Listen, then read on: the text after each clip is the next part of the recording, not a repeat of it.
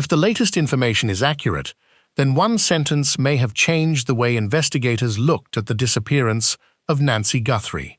According to a source close to the investigation, a second message, allegedly sent by the people behind the ransom demands, claimed that Nancy Guthrie had died and was, in their words, buried with nature.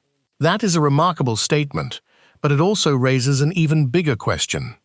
If that message was genuine, why wasn't it described publicly that way from the beginning? And if it wasn't genuine, then who wanted investigators and Nancy's family to believe it? Those questions have brought fresh attention to a case that has already been filled with uncertainty, conflicting reports, and a series of mysterious ransom notes. Some investigators believe at least a few of the messages may be authentic. Others remain deeply skeptical. Even today, there is no public agreement on exactly which notes can be trusted. That uncertainty is exactly why this latest development has attracted so much attention. According to reporting from a source familiar with the investigation, the second note was very different from the first one.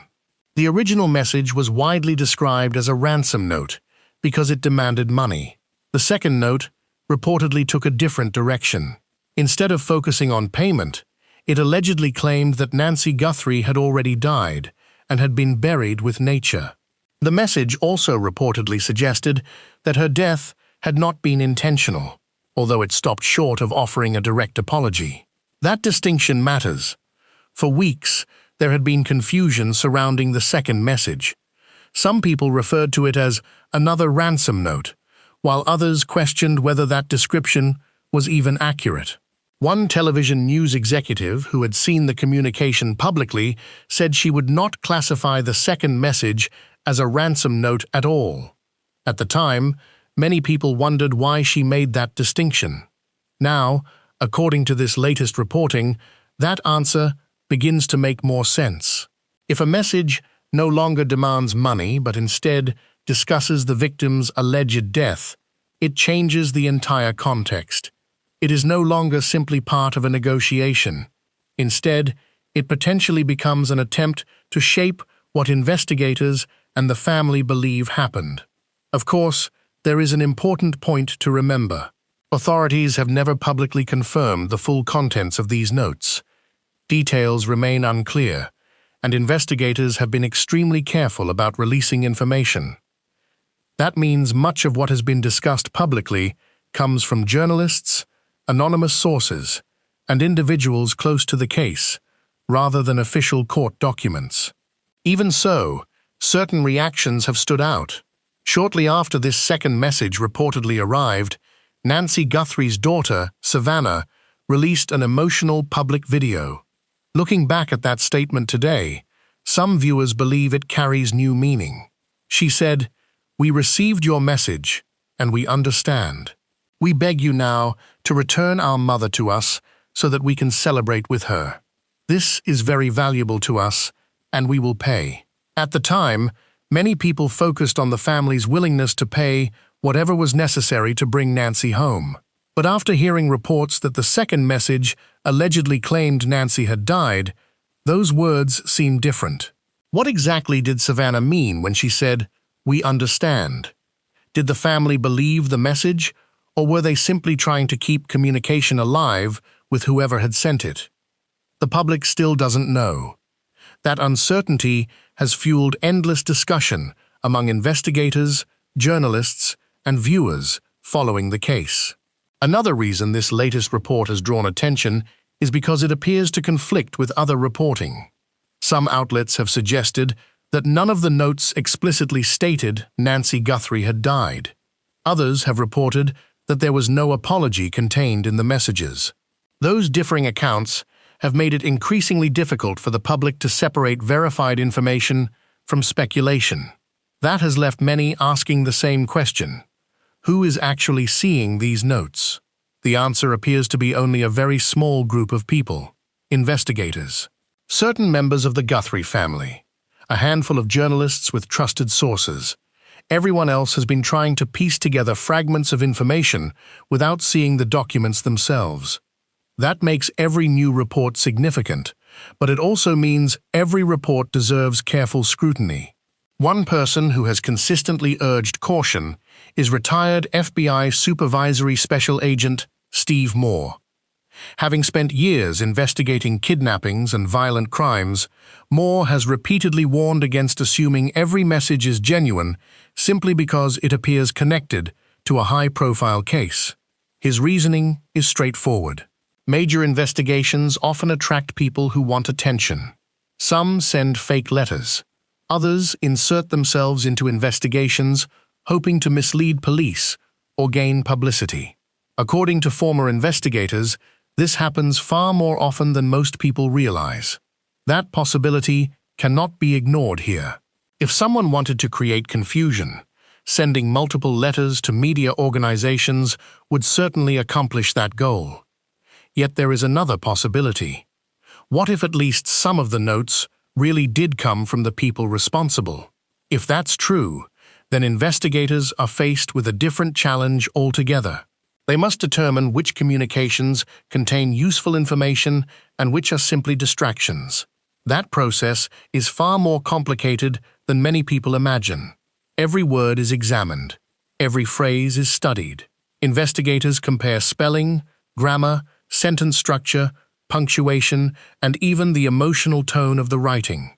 Behavioral specialists look for patterns that might reveal something about the author, whether they are truthful, deceptive, experienced, or simply trying to imitate someone else. Sometimes those tiny details reveal far more than the message itself. And in this case, one reported phrase continues to stand out: buried with nature. Those 3 words have sparked intense discussion because they are unusual. They are vague enough to mean many different things, yet specific enough to suggest the writer wanted readers to imagine a particular scene. Was it meant literally? Was it symbolic? Or was it simply written to manipulate emotions? At first, that seemed like the biggest mystery surrounding the second note. Then something unexpected happened. A veteran FBI expert began explaining why, regardless of what the note actually said, the family's public response may have revealed far more than the words written on the page. The more investigators learn about a kidnapping case, the less they tend to focus on dramatic statements, and the more they pay attention to behavior.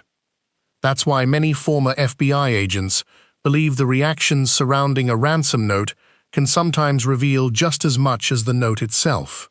Retired FBI Supervisory Special Agent Steve Moore has followed the Nancy Guthrie investigation closely, and while he has not seen every piece of evidence firsthand, he has offered insight based on decades of investigating kidnappings. His first reaction to the latest reports was one of caution. He explained that he doesn't simply look at what a ransom note says. Instead, he watches how the family responds, how investigators react, and whether law enforcement suddenly changes direction after receiving new information. According to Moore, those surrounding circumstances often tell investigators whether a communication appears credible. In this case, he pointed out something that many viewers may have overlooked.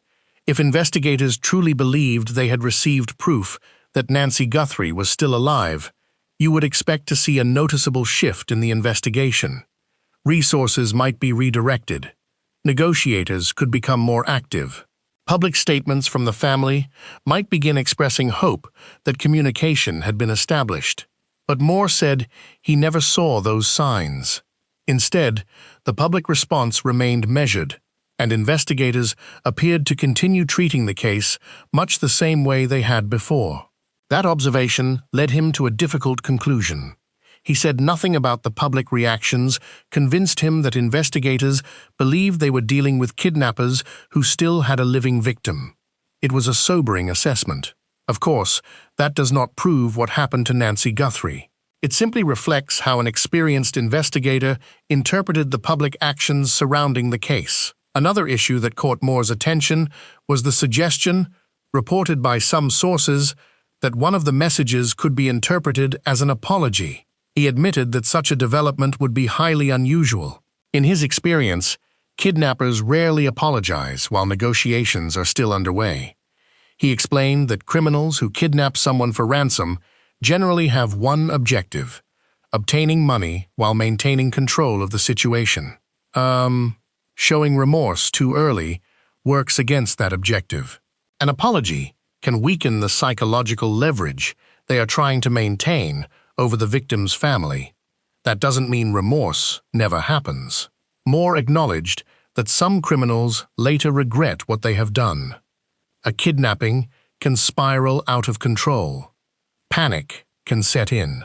Someone may be injured accidentally or during a moment of anger, but if remorse appears, it usually comes much later, often after an arrest or conviction, not while demands are still being made. That is why reports describing one of the Guthrie messages as apologetic immediately raised questions for him. He wasn't dismissing the reporting outright.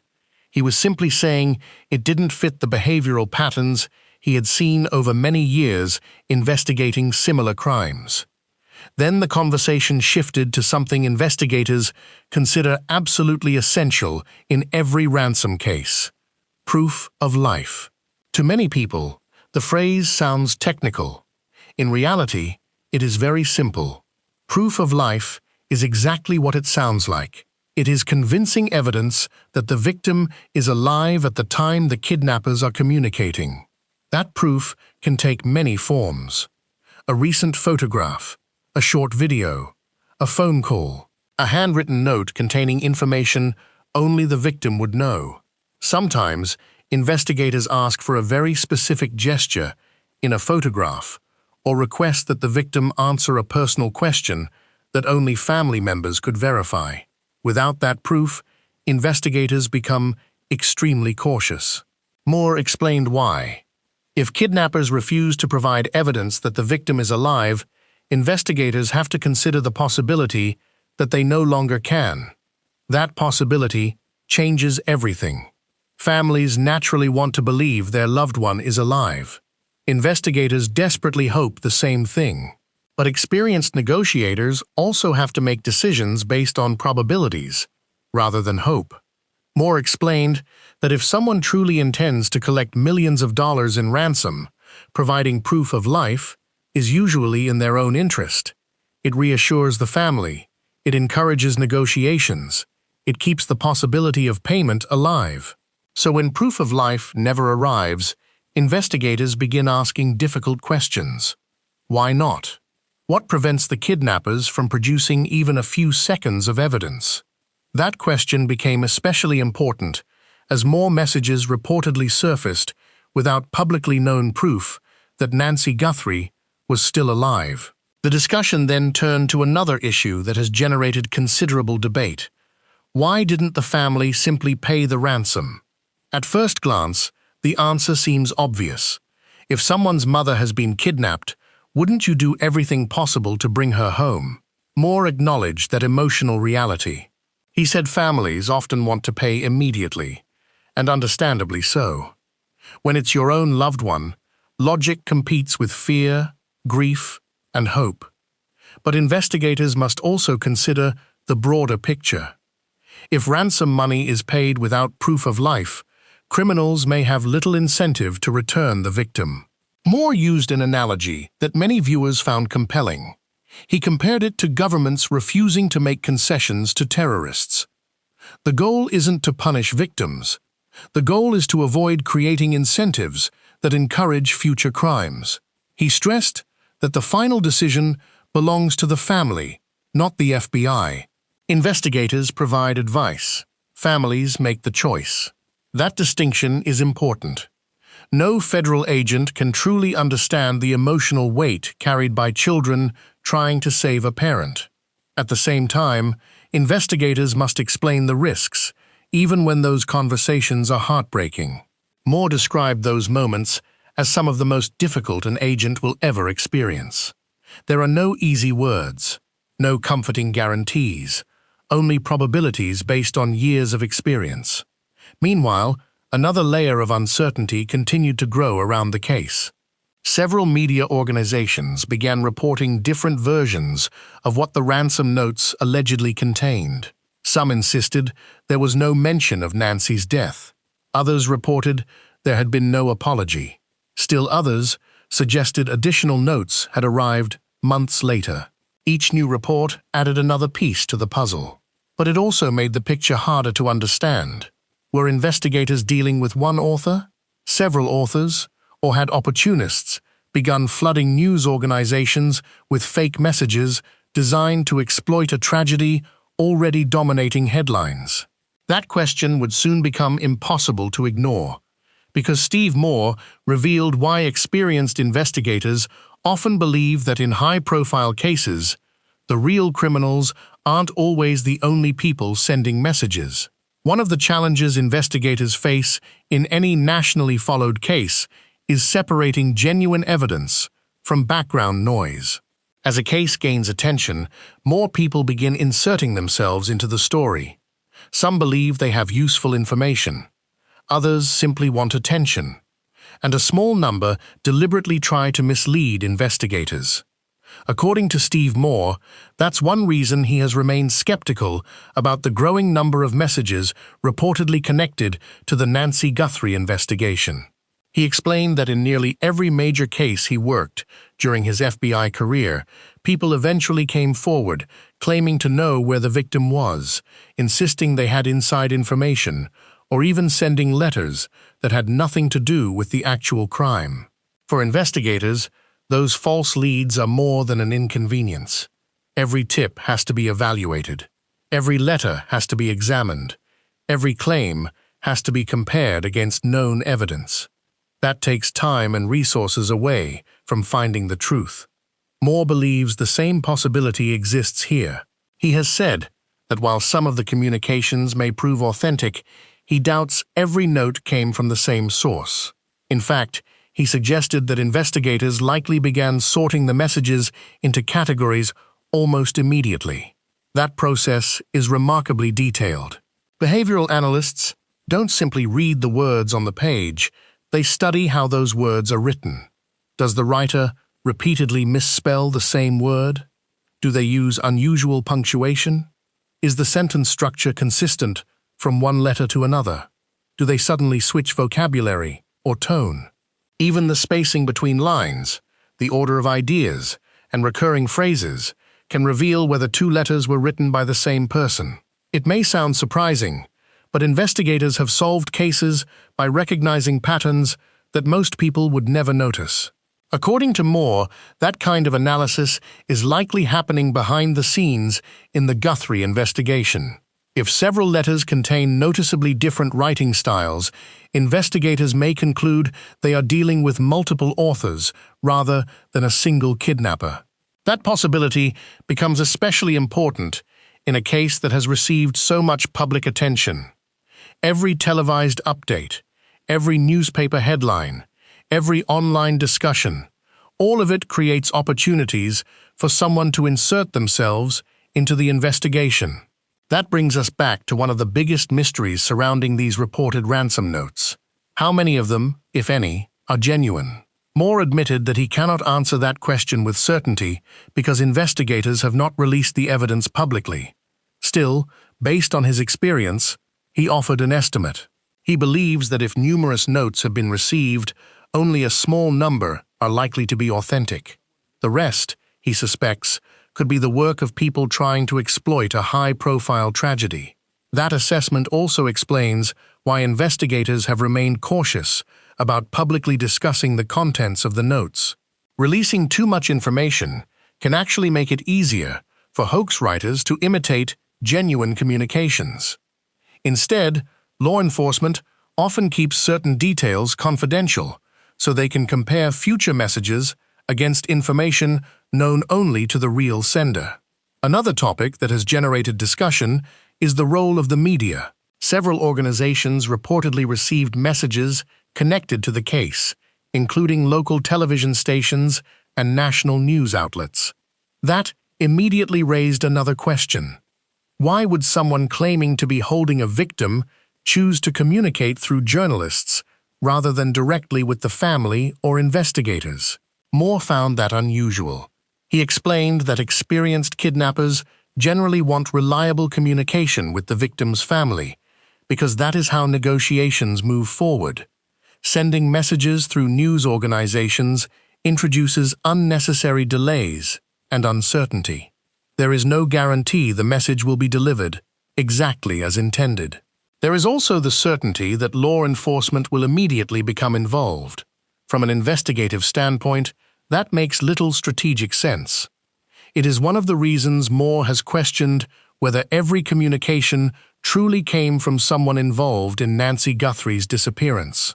Even so, investigators cannot simply dismiss a message because it seems unusual.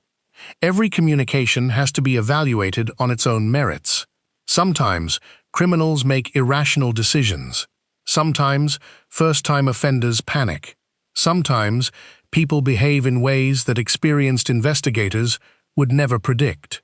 That is why law enforcement continues examining every piece of evidence, no matter how confusing it may initially appear. As the investigation continued, another issue emerged. Different news organizations began reporting different versions of events. One source claimed the second note referenced Nancy's death. Another disputed that account. Some reports suggested there had been an apologetic tone. Others rejected that interpretation entirely. For the public, sorting through those conflicting reports became increasingly difficult. The reality is that journalists often rely on different confidential sources. Those sources may have access to different pieces of information. They may also interpret the same evidence differently. Until investigators release official documents or present evidence in court, some uncertainty is likely to remain.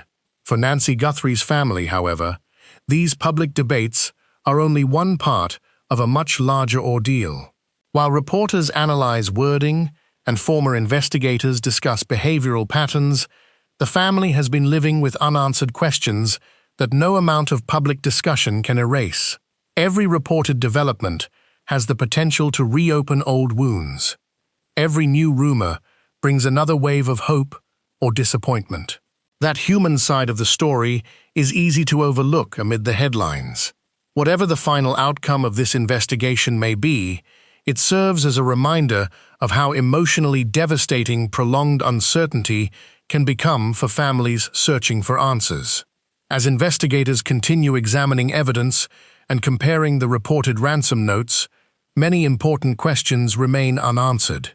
Was the second message genuine? Did it truly contain the phrase, "buried with nature"? If so, what did the author mean? Were multiple people sending messages, or were investigators dealing with one individual attempting to control the narrative from the very beginning? Those are questions only the evidence can answer. As more information becomes public, investigators, journalists, and viewers alike will continue comparing new developments with what is already known, hoping that one overlooked detail may finally bring greater clarity to this extraordinary case. If you've been following the Nancy Guthrie investigation, I'd like to hear your thoughts. Which reported detail do you believe deserves the closest scrutiny, and why? Share your perspective in the comments below. If you enjoy thoughtful, evidence-based coverage of developing investigations like this one, consider subscribing so you won't miss future updates as new information becomes available.